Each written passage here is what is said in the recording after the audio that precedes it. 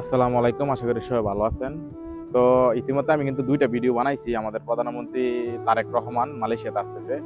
তো আমি কালকে কেএলসিসির সামনে একটা ভিডিও বানাইছি। ভিডিও বানায় বলে দিয়েছিলাম যে আমাদের মালয়েশিয়াতে যেই জেলের ভিতরে কারাগারে যেই প্রবাসীরা বন্দী হয়ে আছে কাজ করতে, ওদের পেটের চাহিদায় কাজ করতে আইসা যেই প্রবাসীরা মালয়েশিয়া ইমিগ্রেশন পুলিশের কাছে ধরা খায়, যেই প্রবাসীরা বন্দী হয়ে আছে বছর কি বছর মালয়েশিয়ার কারাগারে, পরিবারে যোগাযোগ করা যায় না। আর মালয়েশিয়াতে কারাগারে যেই লোক বন্দী থাকে তাদের সাথে যোগাযোগ করাটা অনেক টাফ ব্যাপার, যদি বুঝের লোক না হয়, না বুঝে বা কারো যদি কোনো নিজস্ব লোক না থাকে।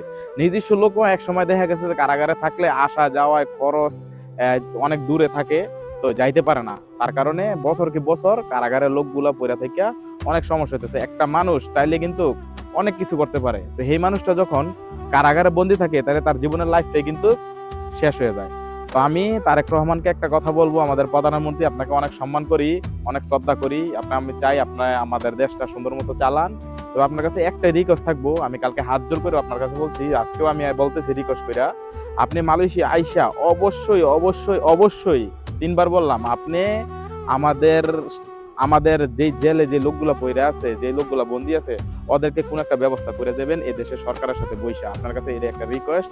আমি আমার সাথে অনেক বড় বড় লোকেরও মালয়েশিয়াতে পরিচয় আছে, বড় বড় ভাই বেড়াদার যারা আপনার খুবই কাছের লোক, ঠিক আছে?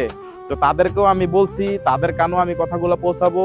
তারপর তো ভিডিও বানায় বলে দিলাম। আর ভিডিওটা একটা, আপনারা যারা যারা আমার এই ভিডিওটা দেখবেন সবাই এই ভিডিওটা একটু শেয়ার করে দিবেন, যেতে মালয়েশিয়ার ভিতরে যারা যারা আপনার তারেক রহমান যারা যারা আইবো, অনেকের সাথেই দলের লোক অনেকেই আছে, বড় বড় নেতা মালয়েশিয়াতে, যাতে তাদের কাছে ভিডিওটা পৌঁছায়। এবং কি আমি যারা যারা চিনি অবশ্যই তাদের কানে আমি এই কথাটা দিব যে জেলে যেগুলো লোক পড়ে আছে আমাদের মালয়েশিয়াতে, সবারই জানি একটা ব্যবস্থা করে যায় মালয়েশিয়া সরকারের সাথে কথা বললাম।